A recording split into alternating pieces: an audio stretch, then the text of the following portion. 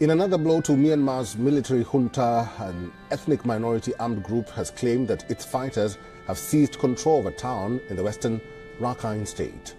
The Arakan Army says that it took complete control of the township near the Bangladesh border. Now, a rebel group in western Myanmar says it's captured a strategic town near the Indian border from the ruling military.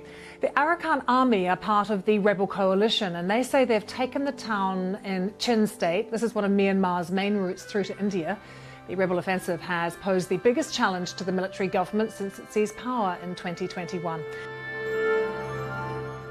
To see whether morale continues to collapse in the Myanmar military. We've seen large-scale surrenders and defections of Myanmar soldiers, not yet enough to damage its core fighting ability, but enough really to raise questions about the long-term sustainability of this military regime, which of course seized power in a coup nearly 3 years ago. During this current crisis, we have been working around the clock to increase our podcast and blog production to the highest possible level, knowing that every little bit counts. However, we're still limited in this effort due to budget constraints. All of our work relies on the power of donation, so if you find this content of value, please consider supporting our mission so that we can continue our efforts.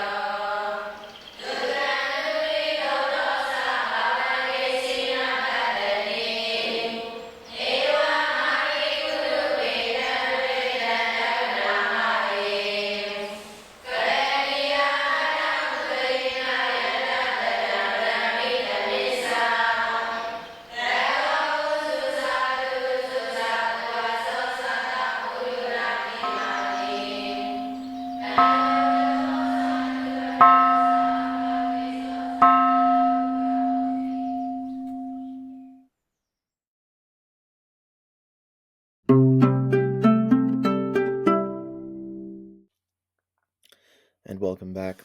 We are joined once again by Nathan Ruser, who's previously been on to discuss some very interesting information, some intelligence that he was able to ascertain through satellite imagery. And today we're going to be having a discussion on a very important topic that has relatively recently erupted again, and that is the actions of the Arakan Army within and around Rakhine State, specifically targeting the Rohingya minority, something that hasn't had as much focus on it as perhaps it should. So hopefully we can shed a little bit of light. So Nathan, I'd like to thank you very much for coming on and sharing this with us. And I'd like to give you the chance to introduce yourself for those in the audience who can't remember the last episode you did with us. Yeah, thank you so much for having me on. Yeah, so I'm Nathan Ruser. I'm basically a geospatial analyst, focusing especially on sort of tracking human rights in contexts where on-the-ground investigations are really restrained or impossible. I've focused pretty heavily on the situation in Myanmar since the 2021 coup. Okay, so let's sort of look at this. Let's sort of lay out some of the ideas. So first of all, Arakan Army, who are they? I think a lot of people would be familiar with the Arakan Army in a more recent context because they're part of the Three Brotherhood Alliance that were behind Operation 1027, started in October of 2023. And of course, that has painted them as two things. Number one, it has painted the Arakan Army as being tentatively allied to the NUG, to the pro-democracy movement, being opposed to the military. And secondly, it has tied the Arakan Army to the northeast of the country, which is where the Three Brotherhood Alliance are operating from. But the Arakan Army is a much more complicated case than that. So what can you tell us about who they are and what they do? Yeah, well, of course, I'm not necessarily a specific historian of the Arakan Army, but they're a very interesting case in that they're one of the newer but more powerful and more capable ethnic resistance organizations and EAOs, in that I believe they were created in about 2009, which when you compare it to sort of stuff like the KNLA that was started in the 60s and even earlier. Shows how recent they are. And yeah, throughout much of their history, they've been a ethnic armed group that's sort of been based in other parts of the country. So when they started, I think they had a big presence in Kachin, like you said, in North Shan State, and they've also been in Karen State. But they're very much a nationalist organization, and one that always has seen their home as the Arakan sort of state in Western Myanmar. And during, I think since 2019, they really started capturing large swaths of that state from especially the rural parts of that state from the Burmese military. And this was before the coup. And so they managed to have quite capable warfare and quite sustained warfare against the Myanmar military for quite a long time, leading to, I think, what's been described as the world's longest internet shutdown in that part of Rakhine Arakan state. And then since the coup, they actually went quite quiet for a while. I think they were happy to consolidate their territory while the Burmese military was overstretched elsewhere. And then, yes, other than a few brief scuffles, they really started kicking into gear again at the launch of Operation 1027 with the Three Brotherhood Alliance. And by sort of late November and early December, they were starting to make real significant moves across Arakan State. And they captured, and sort of, I should also say, in southern Chin State. So they captured the town of Paletwa in Chin State, I believe, in early January. And since then, they've really been on a pretty unstoppable march through large parts of Arakan Rakhine State. But I think by my latest count, they've captured about 15 different towns and cities across the state, along with dozens of military bases, including stuff as high as the division level military bases. And they really look like they're steamrolling through the Burmese military in the area. And the Burmese military itself, the junta is sort of thing at the moment as though it's preparing for a sort of prolonged siege in the state capital. And so, yeah. And as far as ideology, they have been nominally resistance aligned. They've had close communications with the NUG, but by and large, they're not a national resistance organization. They're very nationalist for the specific part of Arakan state. And yeah, they're one of the more nationalist groups, I would say, out there. And even though since the coup there has been a much more compromising position, I think, taken by a lot of EAOs and EROs, they definitely seem to be one of the ones that are more looking for a lot more, I forget the word, looking for a lot more self-determination and self-rule in that federalist model than a lot of other EAOs. Yeah. And I think, so just for the historical context for the listeners and linguistic context, because Rakhine and Arakan are two different phrases that get thrown around, but they do come from the same root. They are effectively the same thing. And Arakan is the terminology that was used by the British, among others, and that region, which we call Rakhine State today, was part of a pre-colonial polity, the Arakan Kingdom, that was not historically part of Myanmar. So there is historical context which I'm not fully qualified to speak on, but just for those listening, it would be worth looking into this, because there is reason for a lot of people in that region to complain and say, well, it's as a result of the British intervention that we are part of Myanmar, which is a complaint that you hear in many different parts of Myanmar, which were during the colonial period and before the colonial period not part of the sort of centralized Burmese polity. And of course, the Arakan are their own ethnic group, but Rakhine State is the state where we see the Rohingya. And although parts of Rakhine State have been quite accessible, there's been tourism to that state for years and years and years, other parts of that state, as you say, were subject to the longest internet shutdown and have been in complete darkness since well before the coup. So there's a lot of complexity to unpack here, and this is the other point that I want to sort of drive home to people, because I know you touch on this, is that the Arakan army really was just kind of keeping their powder dry for a very long time. I think, correct me if I'm wrong, I think they number something in the vicinity of about 30,000 as a military force. And that, I think that makes them one of the largest EAOs in the country. Would that be correct? It's tricky to say. I think any sort of estimate of troop count, especially since the coup, is wildly difficult.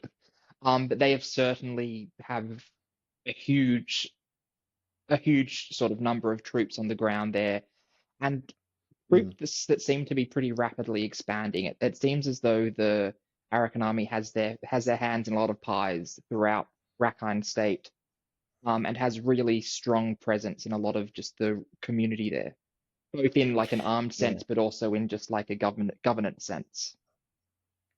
It does very much come across that way, and I think for a long time, if we're looking at say 2021, 2022, I would say even for the majority of 2023, although there were some incidents where I know some members of the Arakan Army were besieged or were ambushed by the Damado. These were very sporadic. These clashes were not major engagements. So for the first 3 years of the coup, the Arakan Army, the 2.5 to 3 years, the Arakan Army seemed to just be sitting on their stockpiles, sitting on their manpower, and not jumping into the fight, which I know was a point of contention among a lot of groups along the country who felt that the Arakan Army were not, pulling their weight, but they seem to be, or at least the reports that I heard were they seem to be able, as a result of this, to maintain relative peace and stability within Rakhine State, because the military didn't view it as an immediate existential threat, and so they focused elsewhere, and so you didn't have that same sort of intense fighting in Rakhine State that you would have in, say, Mugwe Division or Sagaing Division or Chin or Shan. Yeah, and So, yeah, I think it was a very strategic move on their part, in that before the coup, in the fighting sort of through 2019 and 2020, they managed to capture themselves a large base in the rural parts of the state.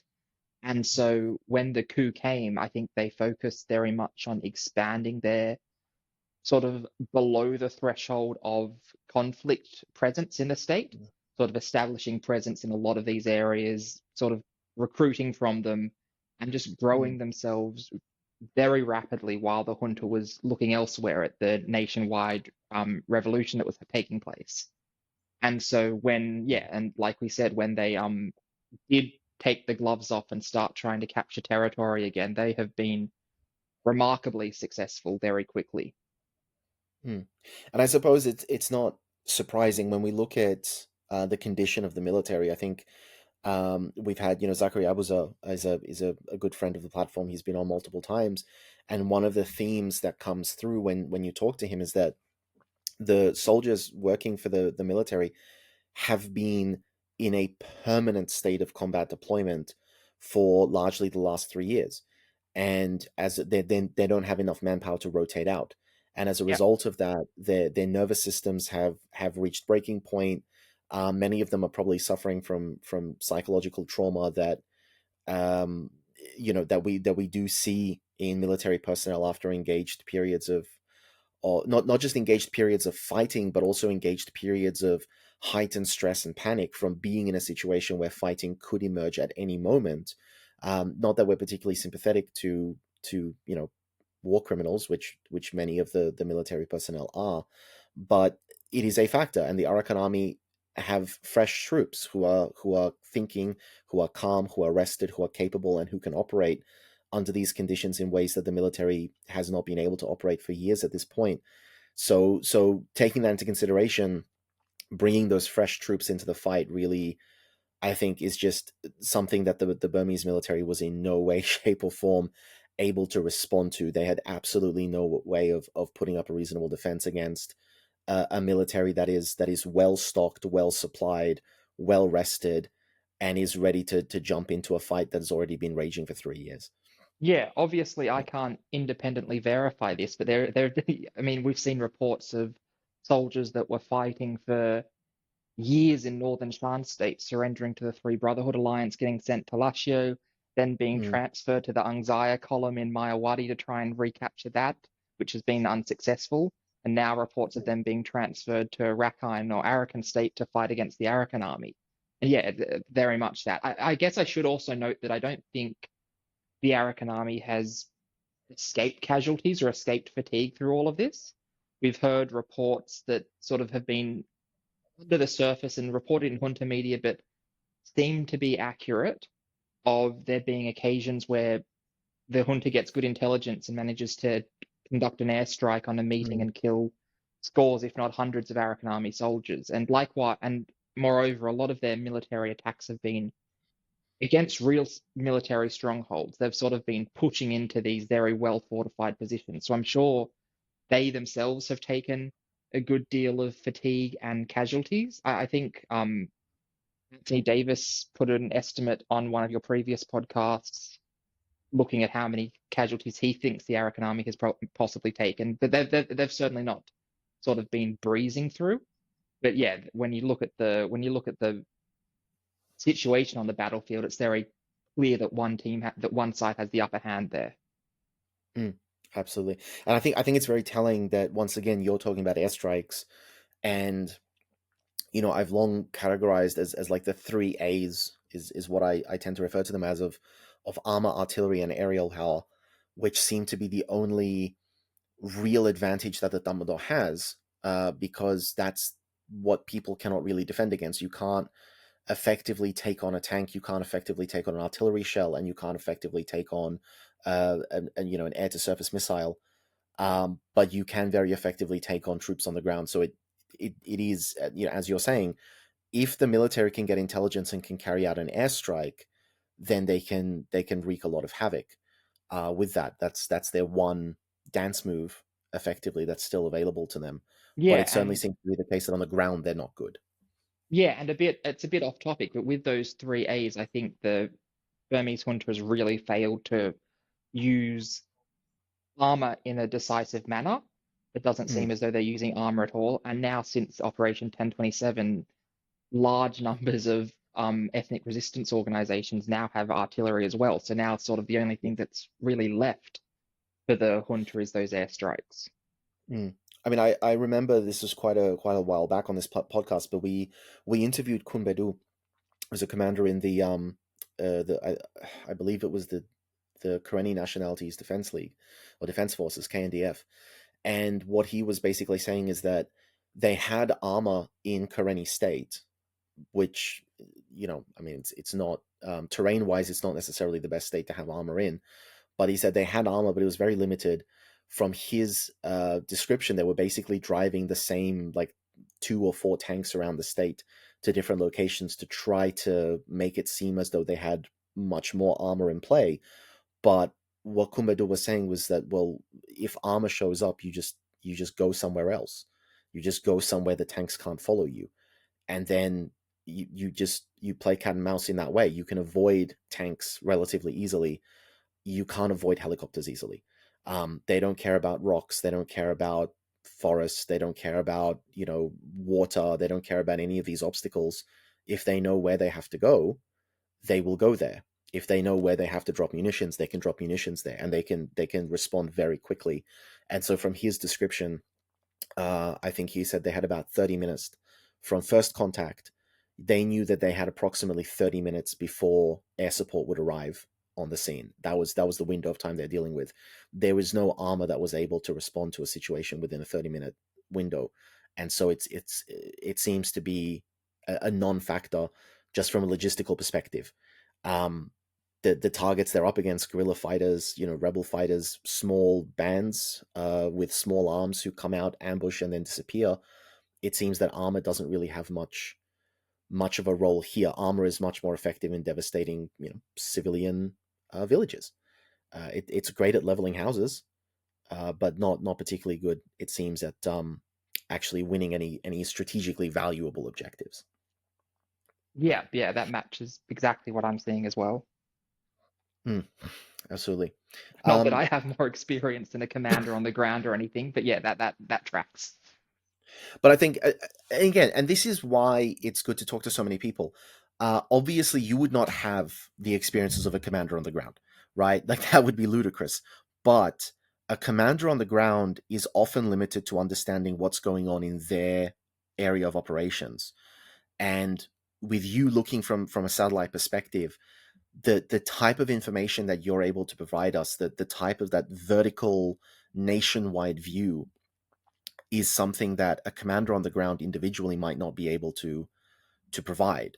If we got all of the commanders on the ground together and they all gave us all of the information that they had and then we could synthesize it, yes, we'd probably have a trove of information, but that's not feasible. We can't do that. And I do think that the perspective that you're bringing and the perspective that individual commanders are bringing overlap, but they're not exactly the same thing. And so I do find it very, very valuable when people who are looking at it from very different perspectives, you're looking at it top down, some people are looking at it from very up close. And if those two perspectives agree, then to me, that is a very, very, very strong indicator that, okay, we have found the correct information. We do understand what's happening. Because I do think no matter what perspective you have, no matter what angle you're looking at the thing, no matter how zoomed in or zoomed out you are, it is always possible for something to be 100% true in your perception based on your data, but actually to not be true in reality. And just because of the angle from which you're viewing the situation, you would not have the ability to double check that. So I do think it's very valuable for you to be able to say, yes, from that top down view, that is tracking what people are giving us from that very sort of localized, zoomed in, on the ground perspective. I do think we have to synthesize these types of data. Yeah, and I think that sort of perspective actually on the topic of these arson attacks in Butidang has been uniquely useful in the fact that it allows for a much more systematic survey of what's happened, and Yeah. that sort of starts to decode the violence that we've seen in a way that the sheer restrictions on communications and the basically the only source of information being very involved and very interested in fairness, very biased perspectives. I think that's where where that sort of method of finding out information has been, yeah, particularly helpful. And I think that does segue us very effectively to the topic that we do want to be discussing today. So, within the scope of Rakhine State, I think the listeners would probably be aware, obviously, in 2017, there was a massive genocide against the Rohingya. The United States has recognized this genocide as a genocide formally, which, it seems to have been hailed by the international community and by the international NGOs as the correct decision based on the description of what we got. What I think some people might not be aware of is the role of the Arakan Army within that. So, as you were saying, the Arakan Army seems to have not just military control over Rakhine State, but also heavily, heavily involved in administration, in local government. In Rakhine State, things don't generally happen without the Arakan Army knowing about it or without the Arakan Army giving it their okay. And the Arakan Army has not historically been on good terms with the Tatmadaw, the federal military. And yet, the Tatmadaw carried out a genocide within within Rakhine State.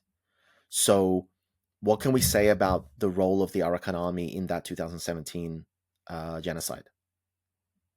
I think it's hard to say stuff beyond speculation on that, at least from my experience, Mm-hmm. in that I think level of junta, the level of the Burmese military injecting troops from across the country into northern Rakhine State, as part of that genocidal violence, I think that has probably made the Arakan Army less of a important player in that their normal sort of presence in the local administration and everything probably dissolved away pretty quickly in the face, like in an effective sense, in the face of sort of the junta sending, I don't know if it was 2 or 3 divisions, but like a significant number of troops into Mangdor and Butadang and that sort of area.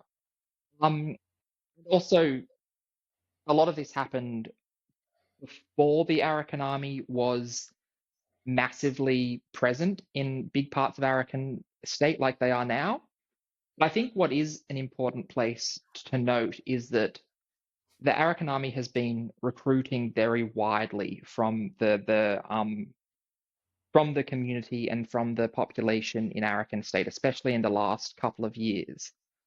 And so I think even if there wasn't a massive involvement of the Arakan Army in the 2017 violence, and I could be mistaken about that, I think, and again, this is definitely speculation, not evidence by specific things that I can point to, but I would very much expect that some of the people fighting on the ground in Boothadung Township now are the some of the same people that were involved in the communal violence in 2015 and 2017, merely from the fact that they have recruited so widely from those areas, and such a large portion of especially more nationalist minded people in northern Rakhine state are now with the Arakan Army.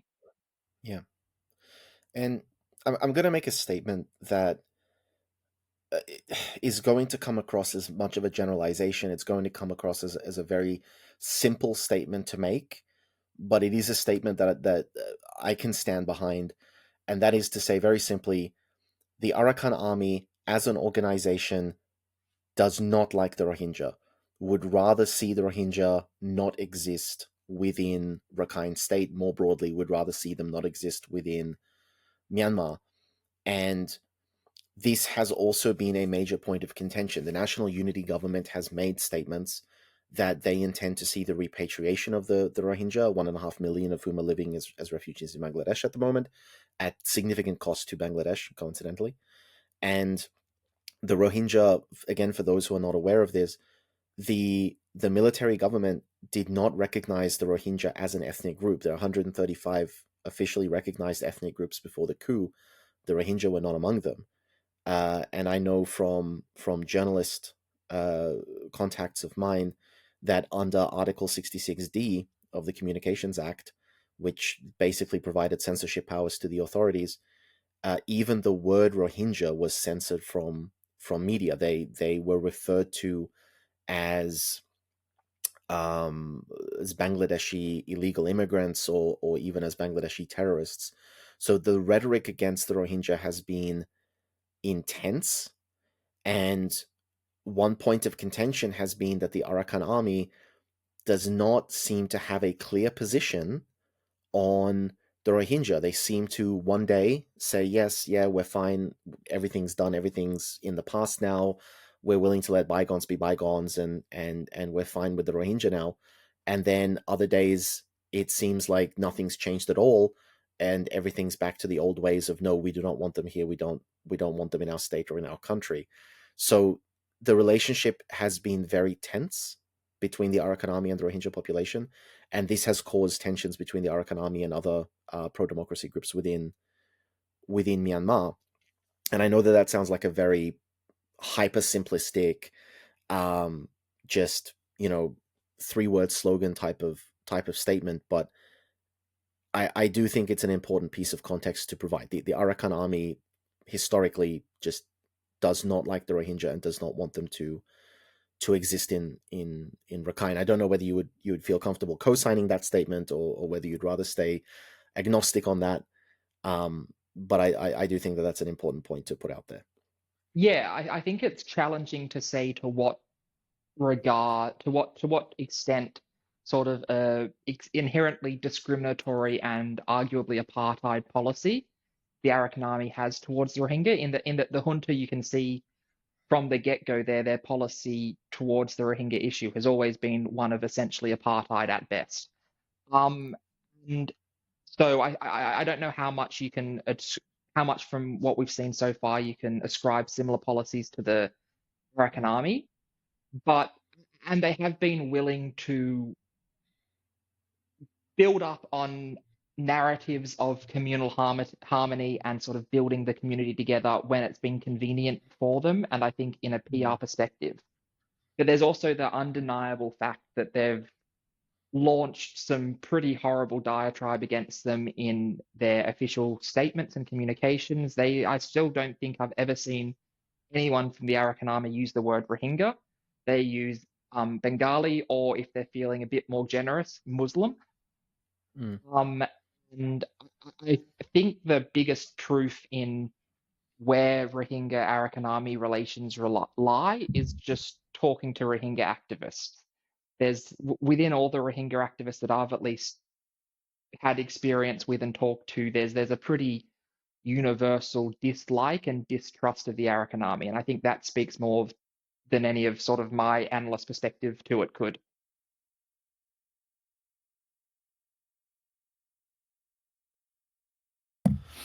Absolutely.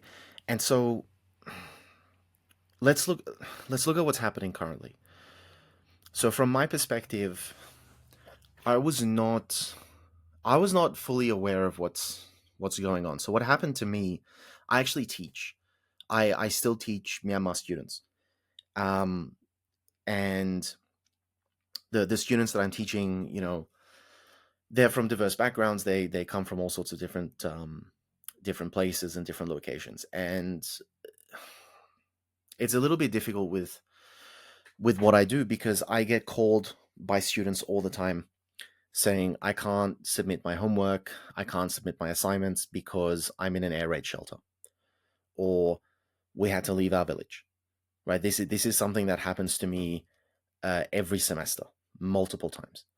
And what was happening to me a couple of weeks ago, towards the end of semester, is I had Rohingya students telling me the Arakan Army is coming through the refugee camps where they were staying. Like these are students who are literally living in refugee camps and still studying, still trying to get some sort of qualification, education, upskilling, as a way to hopefully escape that.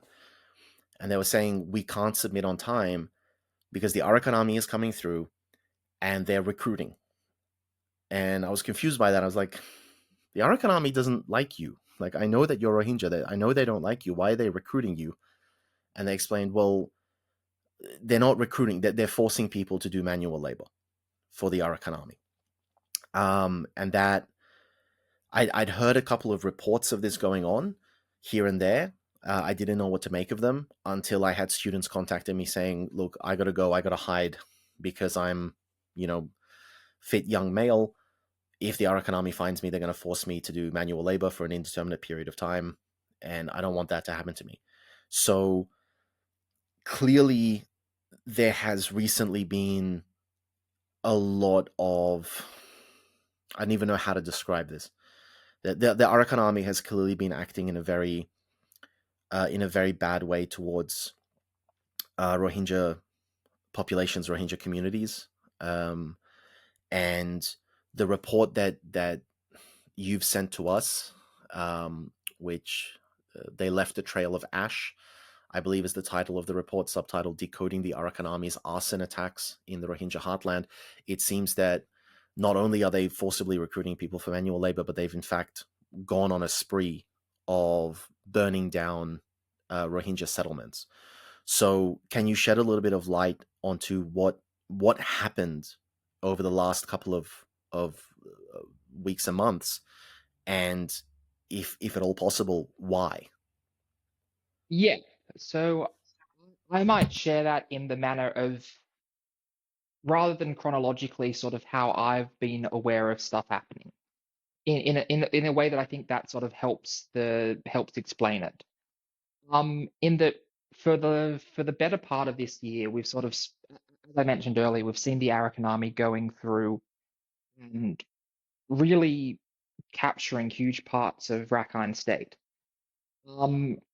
Essentially, the way that armed campaign has worked is that they've captured the entirety of the countryside. They've captured all the rural areas. They've besieged the military outposts and the military bases for weeks, if not months, and then one by one, they're sort of going in and attacking and overrunning them. So this is the context of sort of how the Arakan Army's battle has been going in Rakhine State throughout this year. At the same time, as the junta has been really facing unprecedented defeats, not just in Arakan state, but across the country. And I'm just out of force of habit, I'm sort of using Rakhine and Arakan state a bit interchangeably there. Like you said, sort of different words for the same thing. My editors hate when I do that. But yeah, not just in Rakhine state, but throughout the country, they've been facing a huge unprecedented defeats. And that's led to massive manpower issues. And basically, it's the conscription law. It's mass mobilization and recruitment. So for much of this year, in many ways, the writing's been on the wall for Rakhine State, for the junta. It's very much almost indefensible outpost for them, except for perhaps Sittwe, which might last a bit longer. But definitely the countryside and the small and not capital town. The writing's very much been on the wall that this is the Arakan Army marching. They're going to take it, essentially. It's a matter of how long it takes rather than if it happens. And so in that context, sort of starting in February, we started seeing really what I would say transparent efforts to stoke communal and sectarian tension from the junta. And that's been a technique that they've used throughout, especially Operation 1027, but also throughout their whole history, that if they don't think they can control an area, they try as hard as they can to make it ungovernable for whatever non-state authority moves in next. Also, another thing that they've been historically very good at is these divide and conquer techniques, these almost psychological sort of warfare or divide and conquer between groups. And you could see that on full display throughout the Rakhine Rohingya communal divide in February and March. You started seeing sort of the junta co-opted and coerced Rohingya youths into holding anti-Arakan Army rallies in the places that they controlled. It's debatable sort of how much it matched community sentiment, because like I said, it's pretty clear to me that a lot of the Rohingya community does not think highly of the Arakan Army. But this was very obviously a junta-directed sort of ploy to the divide and stoke sectarian conflict. And it was published widely in junta media, and pretty widely derided in resistance media, including, I think, by the Arakan Army, as just a transparent, empty ploy to sort of try and make community relations worse.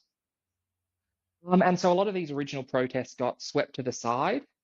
But then after the conscription law started being enforced in late March and early April is when stuff got a lot more complicated and a lot more worrying. In that, like we've said, the junta has never recognized Rohingya people as citizens. It's never even recognized them as residents. They're given like a temporary verification card or something. I don't know the exact term.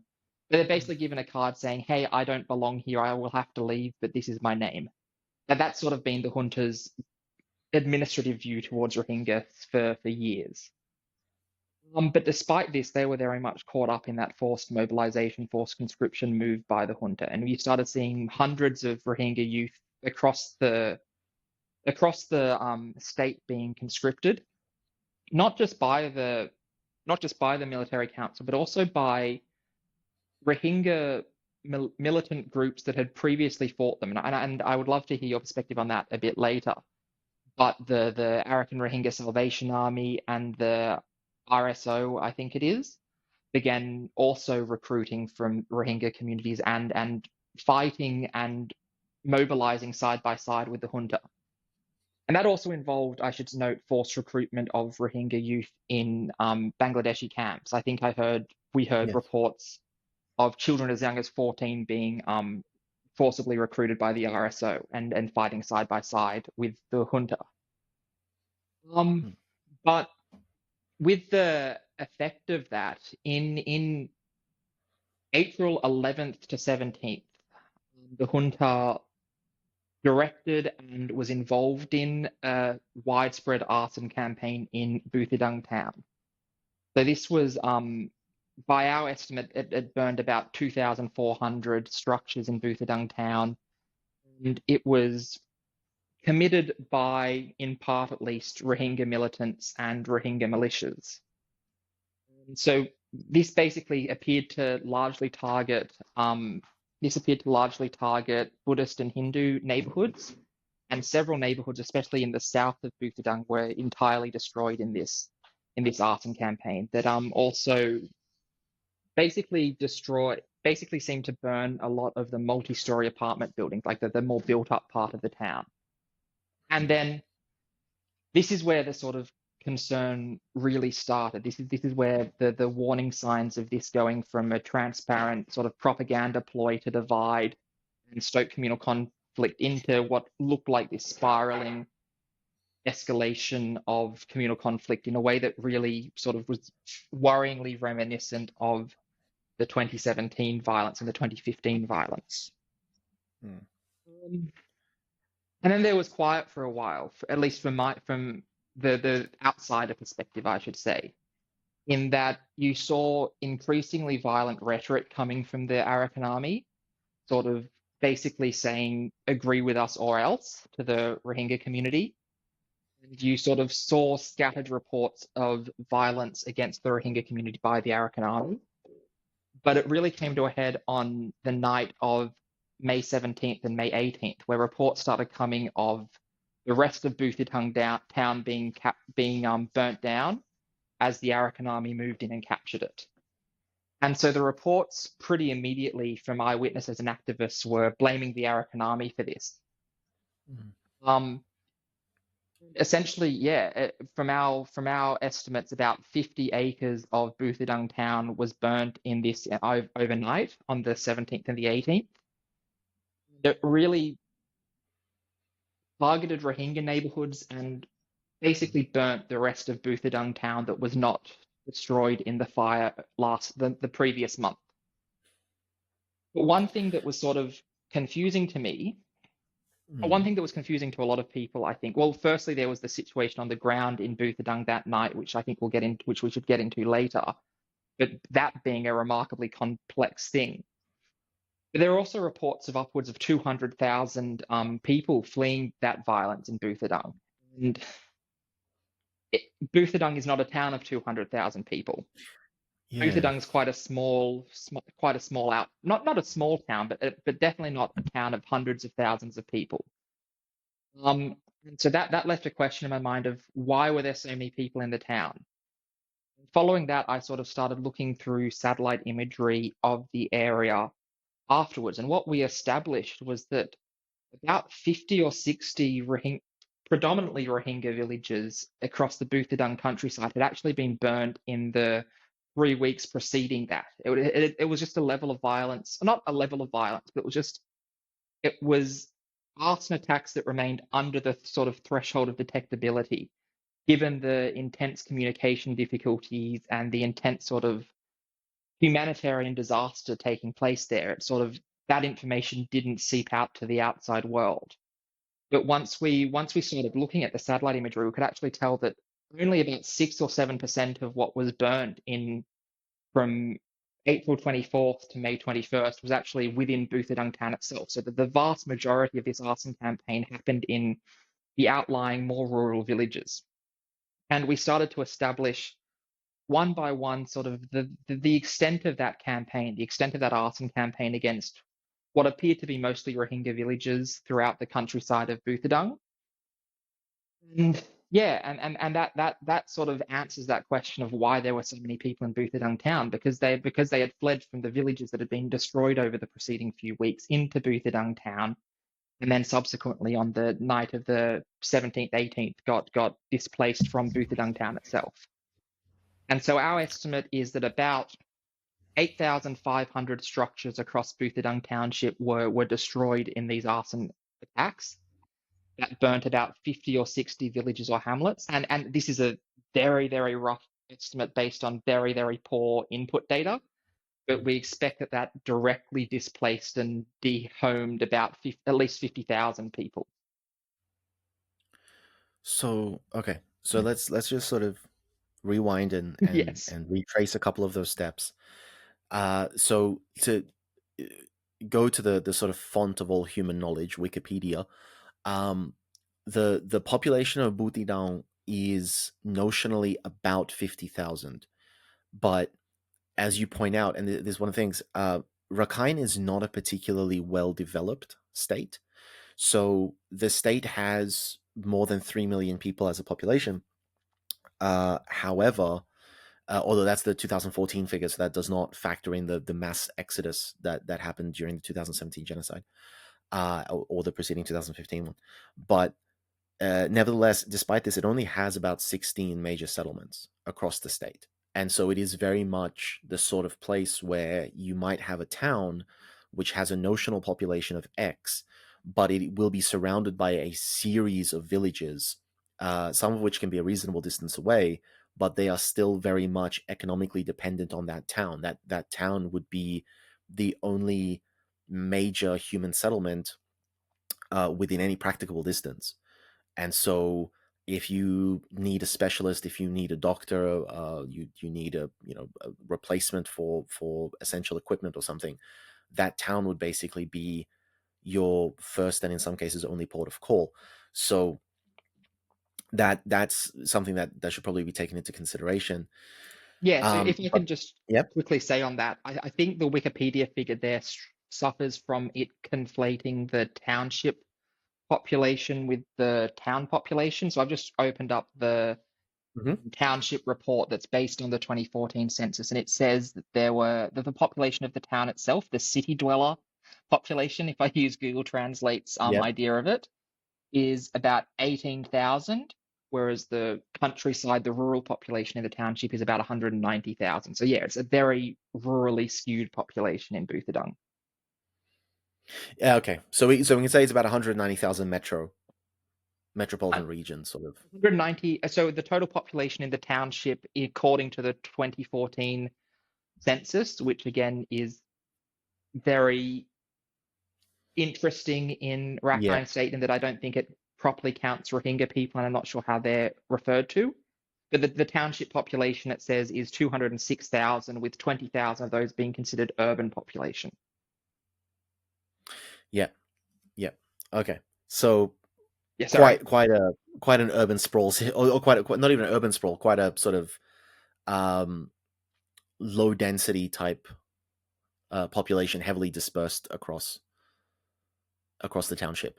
Yeah, and one other thing that might be important context here is that during the 2017 genocidal violence, large parts of Butidang were sort of relatively untouched. So parts of northern Butidang and parts of southern Butidang near Rathadang Township there was mass violence there, and the sort of villages the Rohingya villages all got destroyed in that violence. But a big part of central Butidang was sort of left relatively untouched. And so when you survey sort of the Rohingya population in Myanmar prior to these recent attacks, it was really in terms of Rohingya people living in Rakhine State that weren't in the displacement camps. The majority of them were in Butidang Township. Okay. So yeah, and so again, considering that, so you go to it's very interesting. You go to the Wikipedia page, and it says this is population estimate for 2021. But if you actually look at the source, it's a population. It's a statistics document from 2016, and it estimates the Rakhine population as 6%, the Rohingya population 93%. Yeah, I don't like 2016 would have been a very difficult time, I think, to get reliable information. Yeah, I think off memory, the 2014 census report splits it into ethnicity, or in the township, and I think it was something like 150,000 of the 200,000 people were just not in any of the list. Like if you summed up the total list of their ethnic groups combined, it was about 50,000 compared to the 200,000 of the total township. So extrapolating from that, I suspect it was probably about 150,000 Rohingya people in 2014 that weren't counted in the census in ethnicity data, but did make it into other figures. I mean, that in and of itself is kind of absurd. Like, effectively, what you're saying is that this is a township, and for those who are not familiar with the concept of township, it's it's kind of equivalent in many ways to your like local council area. The lower house of the federal parliament is elected, one representative sort of per township. Um, so in the city, obviously, a township can be a very small physical space because you have a very high density of people. But when you get out to more rural areas, a township can be a surprisingly large piece of territory. And what you're effectively saying is that in this district, in this township, 3/4 of the population were not counted as existing for the purposes of the ethnic component of the census. Yeah, yeah. I think, yeah, if you Yeah. for all the people in the States, it's very much like a county idea of a thing, the township. Sort of just a bit Yeah. of a less regular county. But yeah, yeah. And the sort of follow on from that is that it means 3/4 of the people in the township and even more in neighboring Mungdor at that point, um, not only weren't citizens, but didn't have any form of identification, didn't have any form of access to government services, didn't have any form of basically existence within the state bureaucracy. Hmm. Which is not particularly surprising, unfortunately. So I want to jump then to something that you said, something that's very important about the events that occurred. So unless I misunderstood, what you were saying is that these arson attacks, this campaign of arson carried out by the Arakan Army, was in response to an arson attack that was carried out by the Rohingya, specifically targeting Buddhist parts of Budidang city, or Budidang town, I should say. Is that correct? Yes. So obviously I can't necessarily draw the exact this happened causing this to happen sort of um what is it, correlation versus causation. I can't necessarily pull the whole causation out of it because I 100% don't have any insight into what the soldiers on the ground were sort of thinking. But what we can see is that there's a very clear pattern after April 24th of whenever the Arakan Army captured a military position, within days the neighboring villages would all be burnt. And when we look at the military positions in Buthadung town that the Arakan Army captured before that junta directed arson campaign in Buthadung town, that didn't happen. And I can't remember the exact dates, but in the early April, I think it was the first week of April, they captured a battalion in northern Buthadung township, and there was no arson attacks in response to that. But every one after that, between the period of the junta-directed arson attack in Buthadung town, the complete capturing of the township, saw neighboring villages being burnt within days of the position being captured. Jesus. So effectively, it seems that the state is in a situation where arson attacks, like organized campaigns of arson, are just part of this. What would we call it? Retaliatory terrorism, or what? Because it seems like it's not arson for the sake of actually achieving any strategic goals. It's arson for the sake of, I'm angry because a position has been captured, or I'm angry because I don't like this particular group of people, and I finally captured a position and I'm able to just lay waste to their homes for the sake of it. Yeah, so obviously a level of speculation here, but I think it did fulfill a strategy, a very deliberate strategy from the junta, which was to stoke and provoke communal violence. I think that was a very considered and strategic decision that they decided to make, was to commit these arson attacks to make life worse for people living in territory that they would soon not control. But then in terms of the retaliatory arson attacks by the Arakan Army, yeah, I think it sort of is basically just retaliation against the Rohingya community, against the conscripted or the few militant parts of that community that were involved in the previous violence. It was sort of them just taking a blanket hand of communally punishing the Rohingya community in response to that. And yeah, in terms of the positions, it again, pure speculation, but from my perspective, it sort of appears to match that mold of the fighters that captured the position. What do they do now? Now we'll take out our anger. Instead of taking it out on the junta position, we'll take it out on the Rohingya villages nearby. So this is pillage and burn in a very literal sense. Yeah, to the point where essentially, because I've been tracking sort of the fall of the military units in the area broadly, but I definitely don't have it like committed to memory. And then I went to the steps of trying to date the arson attacks as well as I could throughout the state. When I looked at it afterwards, they basically, you could almost track the Arakan Army's military gains across the township by those fires. That's why I titled the report "They Left a Trail of Ash" as they sort of moved through and conquered big parts of Buthodung town. The arson followed. But so I just need to underline this because it seems so obvious and so basic. But so the Arakan army is liberating positions from the control of the Tatmadaw, and in celebrating that gain, they are retaliatorily razing and burning Rohingya settlements. Not the group of people that they've been fighting against, not even allied to the group of people they've been fighting against. It feels like there's no connection between A and B. So when You know, when the junta directed arson attack in Buthodung town happened, I think all of the level-headed people looking at it saw it for what it was, a transparent attempt to sort of leverage this increasingly desperate and this desperate population and co-opt and coerce them into sort of trying to inflame communal violence and communal tensions that really have existed since 2017 under the surface. And I think we all saw that in April as an immediately as this is a deliberate ploy to stoke these communal tensions.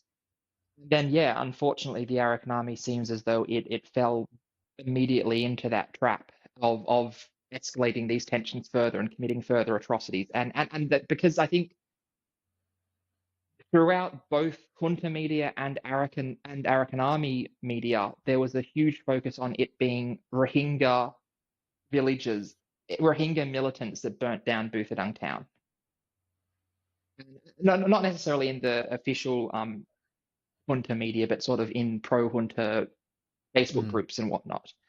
And so I think there was very much that they saw the Rohingya community as responsible for burning down Buthodung town, and that's what the retaliation was for. Even though, and there's this really complex thing that I don't fully understand about the level of involvement that the Arakan Rohingya Salvation Army and the RSO has had in being involved in the force recruitment and being involved in fighting with the junta. I don't necessarily see what they get from that and why them as an organization has decided to fight with the junta, which they, in all honesty, their attacks on the junta is what gave the junta the excuse and sort of what prompted that genocide. Of course, the genocide wasn't because of the Arakan Rohingya Salvation Army, but it was attacks by them on the junta that prompted that the quote unquote clearance operation. And so, yeah, they have seemed to be involved quite heavily organizationally in with the junta in recent months. And that's something that the Arakan Army has really strongly focused and fixated on. I think that sort of explains why they retaliated against the community. Of course, like it's an atrocity to communally punish and retaliate against the entire community for the actions of a few militants, and especially considering how many of those individual militants on the ground would have been coerced and co-opted into doing this. But yeah, I think that sort of is the logic behind it. but it's so. I mean, in any other case, I would call it childish.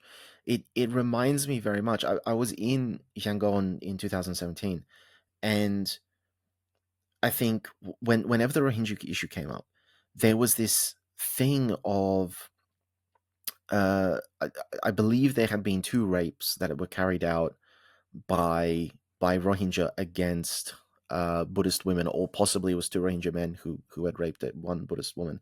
I can't remember the exact details of it, but this was what kept getting brought up every single time, right? Whenever you spoke about the Rohingya issue, this was just an immediate response. It's like, oh, but they're raping us, and it's not even one of theirs raped one of ours, which in and of itself is a very unhelpful way to look at that. But it was, they are raping us. It was, we can take a couple of examples of violence, and as long as the relative ethnicities are correct, we can keep publishing stories about them. We can keep pushing it aggressively, and we can try to build it from not just, well, this person committed a crime against that person, but we can turn it into an us versus them existential threat.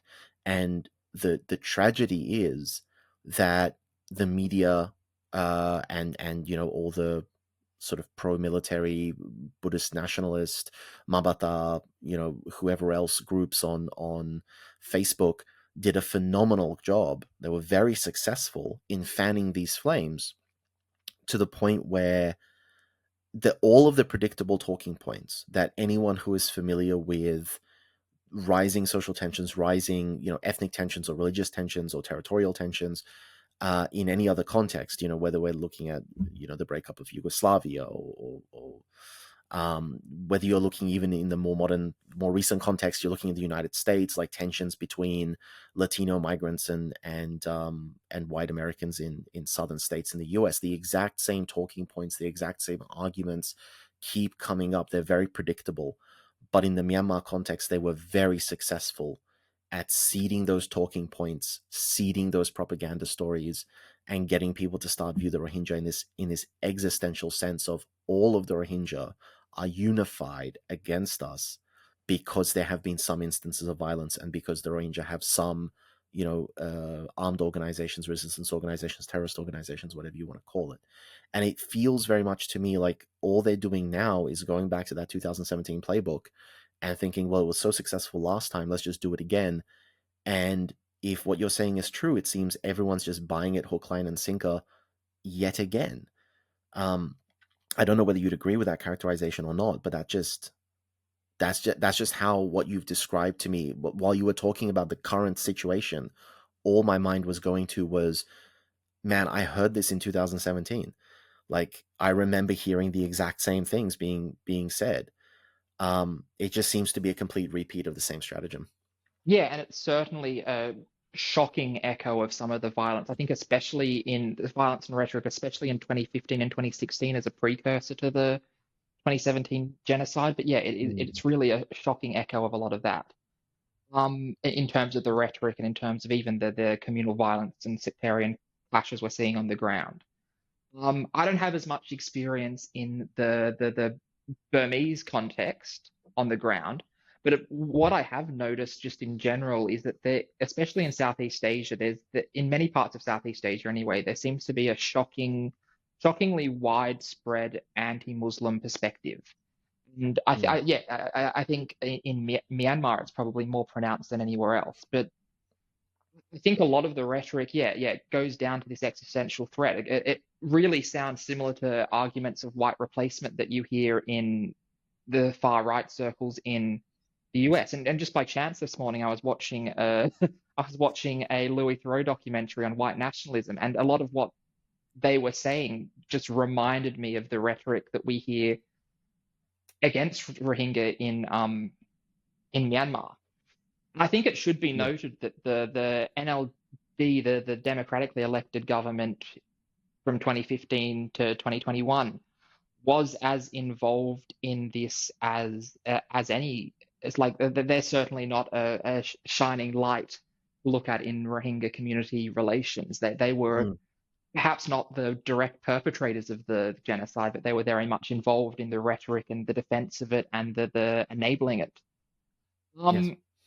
And so I think the NUG government has taken a bit more of a progressive step. They use the term Rohingya. I believe they have a Rohingya member in their cabinet.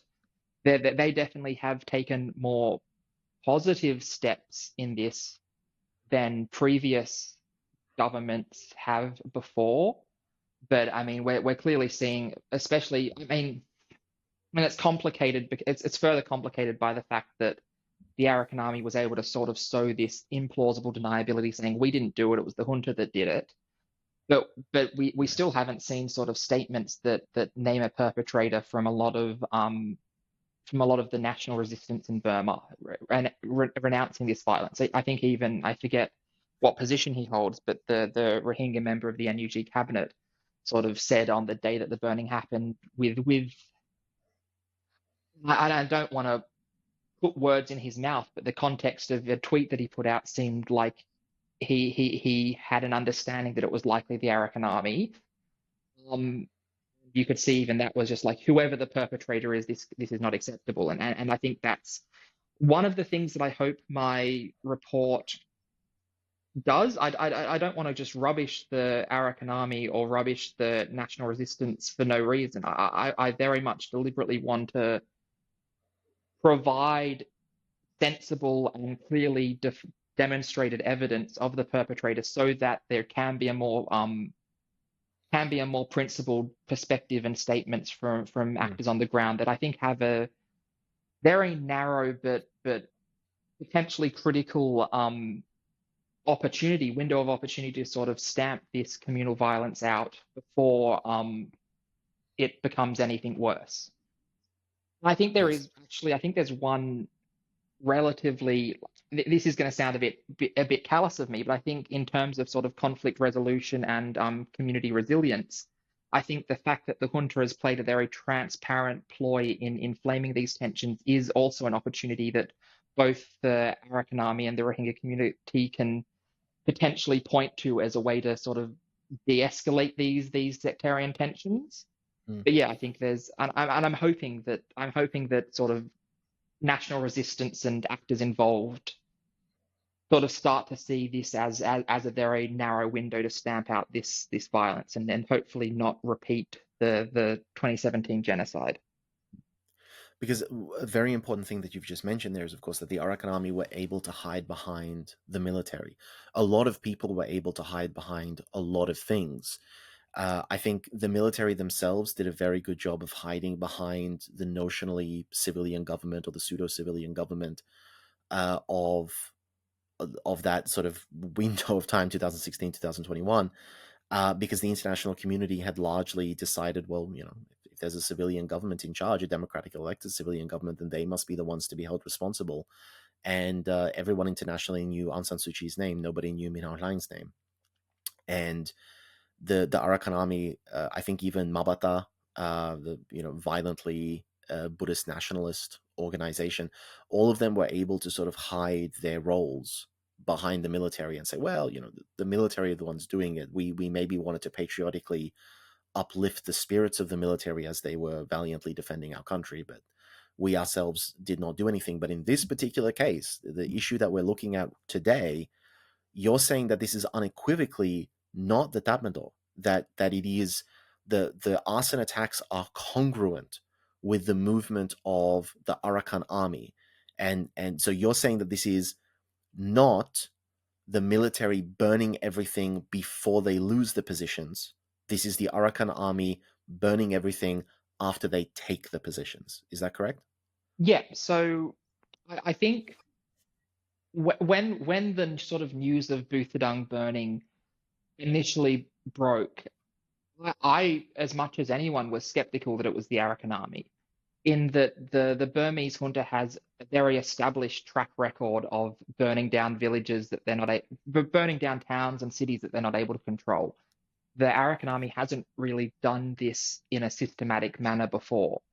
And one thing that for me in the immediate aftermath is that sort of struck doubt into me that it was the Arakan Army was that eyewitnesses were reporting that the Arakan Army gave a deadline of leave the town by 10 a.m. That's when we're going to commence our attack. And to me, I was thinking, well, why would they start burning the town down 12 hours before a deadline that they gave that day?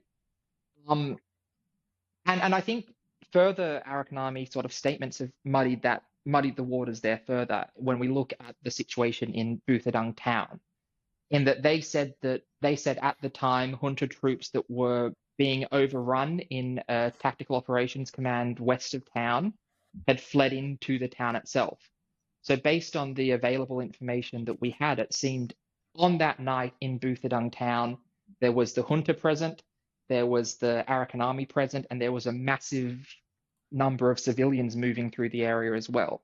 That really, I think, has complicated, especially considering almost all the reporting on this arson campaign has focused on, this arson attack really has focused on Buthadang town and not the surrounding villages. But when we started looking at the surrounding villages, the evidence and the idea of perpetrators became much clearer. In that the Arakan Army statements that they themselves put out provide a pretty useful timeline of their conquest of the area. So, for example, in a statement in I think it was on May 4th, they put out the statement that just after they captured the divisional level MOC 15 headquarters, they put out a statement, and in part of it, it said, for the most part of 2024, we have besieged the MOC 15 headquarters. Starting in the last week of April, there was 12 or 13 days of clashes to capture the base. We finally captured and overran the base completely on May 2nd. So that establishes very clearly that, at least in the Arakan Army's own words, they had the military presence in that area was literally just that military base for a good part of 2024. That it wasn't, and that the Arakan Army was actively clashing in the base over the late April. Meanwhile, 4 kilometers away, we saw the first village being burned on April 24th. And that is clearly out of the reach of junta authorities on the ground there. Another example to look at is after this happened, the Arakan Army put out a lot of public relations, arguably propaganda statements, sort of demonstrating that they were helping the Rohingya community. They pointed to one village in particular to the northwest of Buthadang town, and it showed videos of them on May 14th, sitting with a bunch of Rohingya people on a field saying we rescued them from Burmese military siege, and also showing that they provided medical treatment to some civilians on the ground on the 14th of May. And then when you look at the satellite picture of that same village, you can see that on the 14th of May, where video evidence clearly demonstrates that it's the Arakan Army in control of that village, the burning had started in that village. And within the next 2 days, that Rohingya hamlet in that village was entirely burnt down. And another thing that sort of points towards the discriminatory and sectarian nature of this is that there was an ethnic Dangnet hamlet to the east of that village, within like a couple of 100 meters. The Rohingya hamlet was entirely burnt and effectively razed and destroyed, whereas the Dangnet, which is a Buddhist ethnic group in the area, was pretty much untouched. So one example we looked at was that there was a masjid on the edge of the village that was fully burnt, and less than 200 meters away there was a monastery that was untouched. And sort of time and time again, we were able to demonstrate that through the Arakan Army's own words, the territory that the villages that were burning were happening in a time and place that they were under full control of. This also became increasingly clear as we kept seeing arson attacks in the area following May 18th. So there was a handful, probably about 10 or 12 villages that got burnt from May 19th to May 21st, especially in the west of Buthadang Township.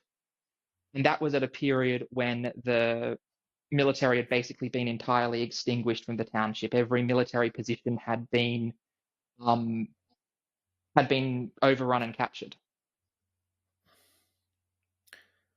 So clearly this is happening, and clearly the Arakan Army is responsible for this.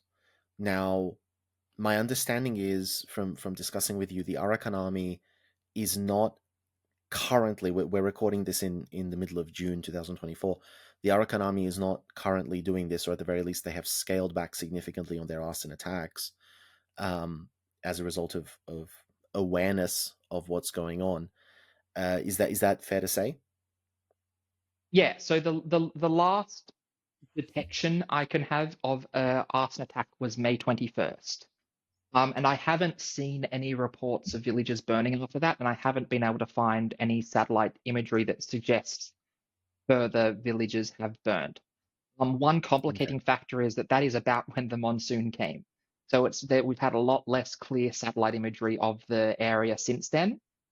But I expect that the campaign has stopped, at least for now, in terms of I suspect that the evidence, the attention that the Ruser town itself burning would have caused would basically make it so that the further villages being burnt would not be under that threshold of detectability. I think they would be reported on, especially by Rohingya activists.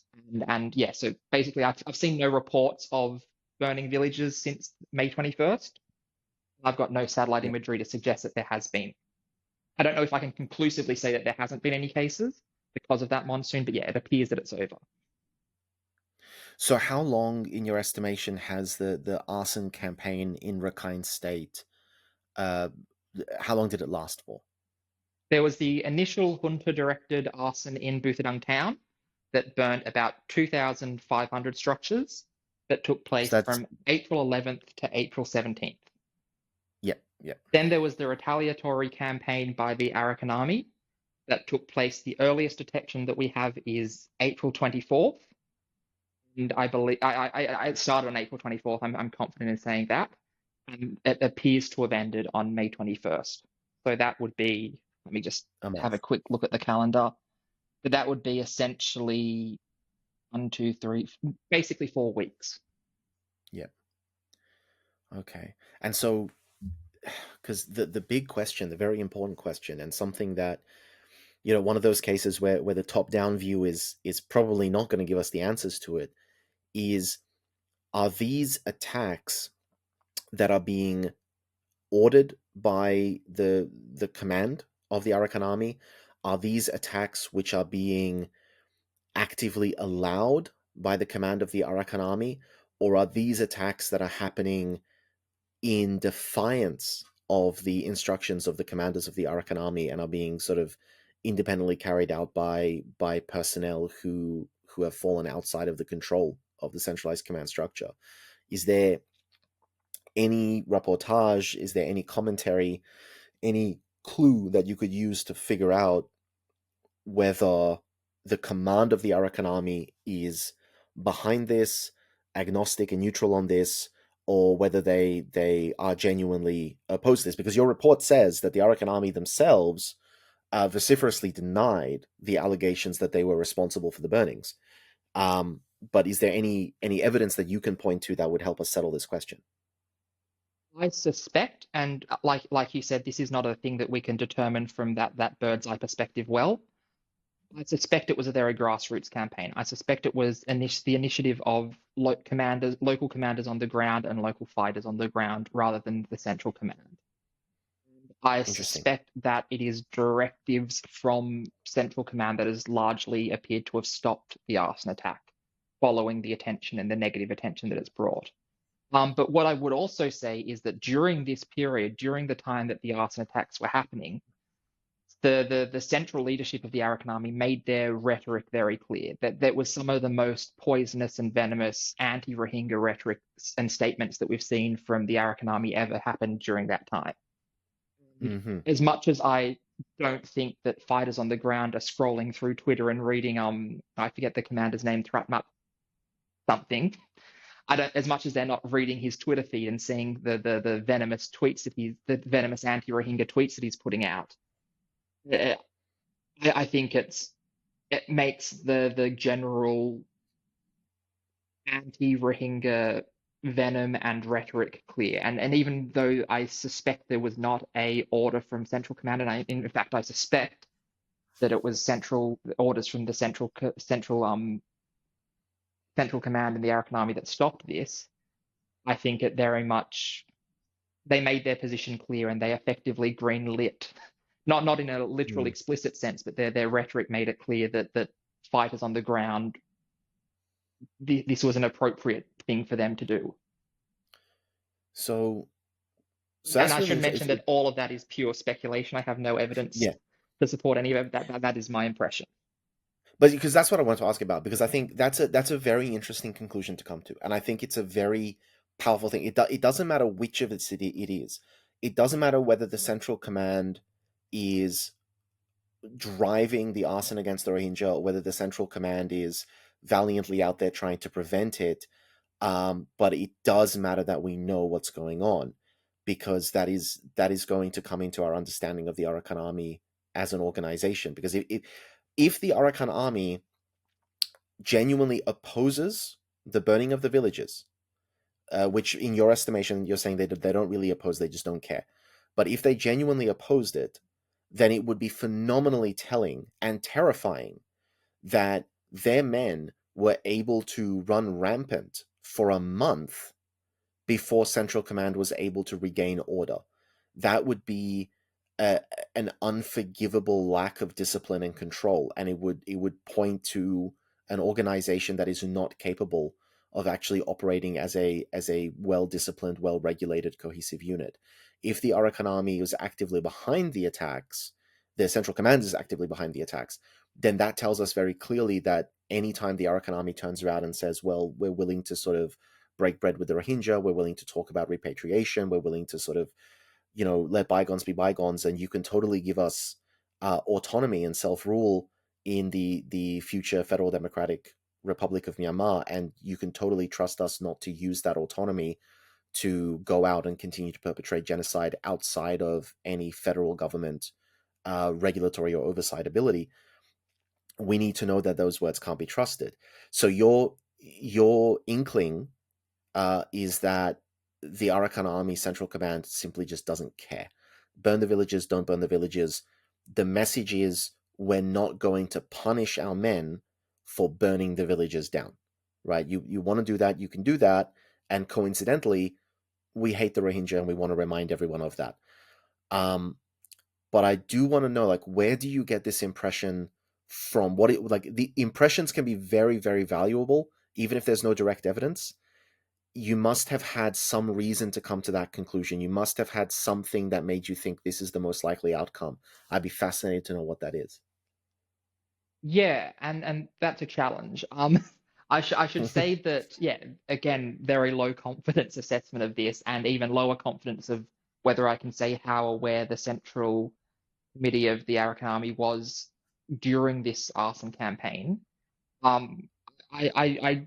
My experience and their battlefield success would suggest that they have quite strong unit cohesion, quite strong sort of command and control. But yeah, I suspect that they simply just didn't consider it much of an issue until it started getting negative press. And that's when the directive that I suspect came out to stop it happened.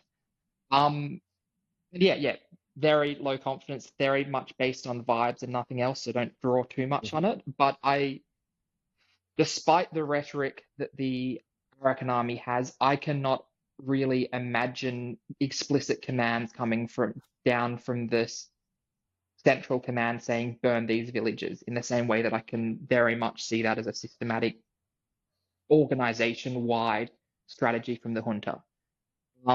And also during that period, we saw statements that were sort of very superficially reconciliatory, saying, look, we're evacuating Rohingya civilians. Look, and it's impossible to sort of say how much of that is just them trying to manage the PR relations. But yeah, just my impression is that I would be surprised if there was an explicit order coming down, just from my experience with the Arakan Army, even though they're a very ultra-nationalist, arguably, group that is quite authoritarian. I would not. They have not proven or demonstrated that sort of a systematic tactic and strategy that they use in the same way that the junta has. It's just, I don't know how apt the comparison is, but it's just the thing that this reminded me of, for those who are familiar with U.S. Civil War history, is the capture of the city of Columbia in South Carolina. And basically what happened, like Sherman went to Colombia, and the soldiers were already singing songs about burning the city to the ground on the way to the city. And when they got there, they raided alcohol stores, and the soldiers got drunk, and they burned the city. They committed horrific acts of violence and cruelty and plunder and pillage and all these things. And Sherman himself, as commander, was approached by someone saying, look, this is not acceptable. Like, you can't do this to a civilian city. And his response was like, hey, man, like, these idiots left a whole bunch of whiskey in the city. I mean, that was stupid. Now my men are drunk. Well, what do you want me to do about it? Like, I can't control these people. And he just stood by and sort of watched the town burn. I'm sure a lot of people would have a lot of differing takes on that particular historical incident, but it just sort of reminds me of that element of that campaign where it's just, I don't condone the town being burned down, but it's already happening. It's already on fire. What do you want me to do about it? It's this cold, callous sort of indifference. And at the end of the day, I think the big takeaway is, if you do something that is illegal, or you do something that your commanders do not want you to do, but you do not subsequently face punishment for that, then effectively you didn't do anything illegal. Like, it may have been illegal on paper, but the message from on high is coming very clearly that you can treat this as a completely legitimate thing. And we may give speeches about it after the fact, and we may chide you, and we may do that, but realistically, you didn't get punished for it. We don't consider it to actually have been illegal. We don't consider it to actually have been wrong. And from what I'm getting from you, it doesn't seem like the Arakan Army is going to punish anyone for what they've done here. It doesn't seem like they're going to set the standard to say, okay, no, this was unacceptable and this is not going to happen again. It seems that the message is being sent that if you want to go after the Rohingya, you want to persecute them, you want to burn down the mosques, you want to burn down their villages, we're fine with that. We're okay with that. And I think that's a terrifying, terrifying message to send. And I don't know if there is a solution here, but it does seem to be hearkening back to what you were saying, this window of opportunity to correct this issue. It does seem that the NUG and the other EAOs, the PDFs, need to sort of put aggressive pressure on the AA to say, no, you have to set a standard, and you have to set an example, and you have to punish the people who are responsible for these crimes. Because if not, you're just opening the door to a continuation of a cycle of violence that Rakhine State has seen for decades. Yeah, I think it's too early to say what the Arakan Army's response to this is going to be. I think right now they've focused on obfuscating and denying. But hopefully, yeah, I think this isn't anything that has not happened before. We can look at plenty of examples in what jumps to mind, especially is the 2000s communal violence in Indonesia, where very similar sort of levels of sectarian violence happened, and reconciliation from that occurred really surprisingly quickly and successfully. Of course, not in all cases, but for example, if you look in central Sulawesi, the level of reconciliation between Christian and Muslim communities there was pretty quick and shocking. And that's why I sort of wanted to draw attention to that germ of being able to pass the buck for this violence from all involved parties, saying this is what the junta wanted, this is what the junta sort of baited, and because that was very much used as a strategy in Sulawesi for that reconciliation.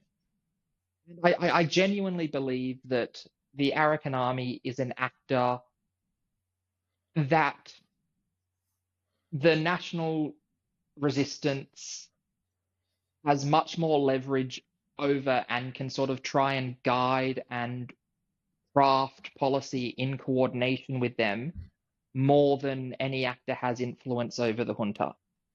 And so I still genuinely believe in given that binary choice between junta and Arakan Army control of Rakhine State, I still think despite these atrocities, I still think the Arakan Army is a better placed actor should they make genuine moves to sort of climb this uphill battle to restore reconciliation and restore community relations. And so yeah, that's like I said, there's this window where I see de-escalation as possible, and I see de-escalation as crucial. And accountability is a big part of that.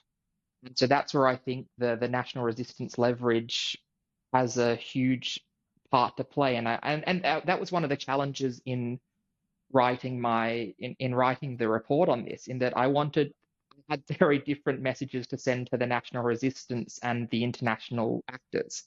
To the national resistance, it's very much, you have got to demonstrate clearly to the Arakan Army that this is not acceptable, that they have to make concrete steps to hold people accountable and to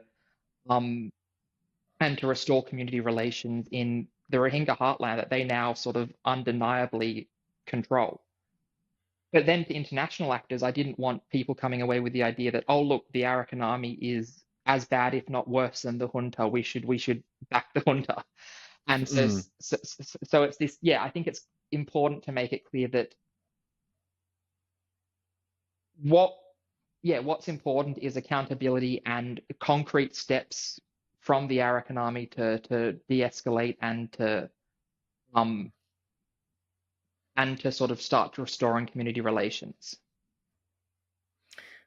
Because I think the difficulty here is, you're saying that the combined resistance can put pressure on the Arakan Army, but does the resistance recognize this? Because most of the first 2.5 years of, well, not necessarily, most of the first 2.5 years, in fact, most of the first 3 years of the conflict had this undercurrent of like, we're trying to court the Arakan Army. They're a major player, they're a significant player, and we want them on side. And they've been remaining strategically neutral, but we want them on side. We want them to join.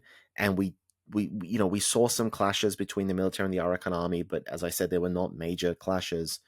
And until 1027 Three Brotherhood Alliance, it was kind of up in the air. Like, is the Arakan Army going to sort of sit this one out and wait to just grab Rakhine and form an independent country as the dust settles, or are they going to join on one side or the other, or what's going to happen? And now that the Arakan Army has joined and that they've been so successful as part of the Three Brotherhood Alliance, the propaganda value of the Operation 1027 cannot be underestimated. And it kicked off, in Kachin, they had Operation, I think, 0307, titled, in the same way that Operation 1027 was titled. So it's described as sort of the turning point of the conflict. So I wonder whether there's not this hesitancy on the part of the other players, whether it's the NUG proper, whether it's Ministry of Defense, whether it's the PDFs, whether it's the other EAOs, to try to hold the Arakan Army to task now that the Arakan Army has been so successful against the military and has been so instrumental in PR value of really flipping a switch. Like, after Operation 1027, we saw the people who were already hedging their bets towards the resistance movement absolutely say, oh my God, yes, the resistance is going to win. The military has no way to win. And the people who are trying to stay in the middle, the people maybe like leaning a little bit towards the military after Operation 1027, a lot of them started switching, going, okay, no, the military clearly cannot hold on to this. They can't keep up with this pressure. They're retreating on all fronts. So because the Arakan Army has been so instrumental, particularly in the northeast of the country, I just wonder whether anyone's actually willing to say, hey, you know what, you need to clean up your act, or we can't work with you, because the threat of the Arakan Army turning around and saying, okay, fine, then continue this conflict without us, I think is just not a threat that most people in the resistance are currently really willing to play chicken with. Yeah, and I think that's very much up to the national resistance to demonstrate, and to say to the Arakan Army that if you want to part in a future future democratic federalized Burma, this is unacceptable. And I'd like to hope that despite the nationalistic take that the Arakan armies had, and their clearly nationalistic bent, I'd like to think that they would rather play a role in a future federalized Burma than act as sort of a pariah rump state sandwiched between India and Burma. And I think in their statements, the fact that they sort of have shown as much willingness to align themselves with the national resistance, I think does show that they would prefer a role in a future Burma without the military. And notably, that they I think they've quite explicitly said, and of course what they said and what they do is a different matter, but I think they've quite explicitly said that they are only looking for autonomy within a federalized Myanmar. They're not looking for independence. So I hope that and one thing that I would say to the NUG and other national resistance organizations and movements is that, like it or not, the Rohingya issue cuts into the international community in a way that a lot of Myanmar doesn't. So you talk about the propaganda gains that the national resistance can get from demonstrating their strength with the Arakan Army and in Rakhine State. I think there's as much propaganda costs and costs to the sort of narrative and standing of the national resistance in the international community if these atrocities continue, and if these atrocities even more worryingly escalate. I think that would have a more negative value for any national resistance movement than the positive value of sort of demonstrating the military conquest of Arakan State through the Arakan Army would. Absolutely, and I think you make a very strong point that the resistance, if the resistance is serious about courting the international community, and it recognizes the importance of the international community in a post-victory Myanmar, and it will be essential, because something that we've also highlighted on this channel many times is that the war is just the current obstacle, but after the conflict is over, Myanmar has to come to terms with the fact that, first of all, a lot of people are dead. A lot of industries have gone dormant and have to be restarted, and there will be a significant delay. The electricity sector is on the verge of collapse, if it hasn't already collapsed. The agricultural sector has been severely damaged. Food shortages are likely to continue. And so that, combined with the fact that the coup period has seen a lot of major international players withdraw from the country, international, not just international political support, but also international economic support and investment in the country is going to be essential. And if the resistance, if the National Unity Government is serious about recognizing the importance of that and is serious about courting the international community and trying to portray a future post-coup federal union as federal democratic union as a fellow player on the democratic world stage, then this could be a massive win. Being seen to publicly hold to account allies who are engaged in criminal activity or terroristic activity, I think I agree with you, would be a phenomenally big step. It would send a very powerful message to Western actors that maybe the resistance is not perfect, but there is a lot of integrity to be found there. There's a lot of trustworthiness to be found there, and there is a genuine commitment to the principles of democracy, of federalism, of respecting all ethnic groups and respecting all religious groups and respecting all cultural and linguistic groups. And I know obviously many in the international community have that hesitation, they have that fear. Just because someone says we want to have democracy, we want to have federalism, we want to have autonomy, we want to have protections for our racial, ethnic, cultural, and linguistic groups, doesn't mean that they necessarily want to do that. The military also pretended that they were trying to drive Myanmar towards a democratic system and were trying to protect the rich cultural tapestry of the country.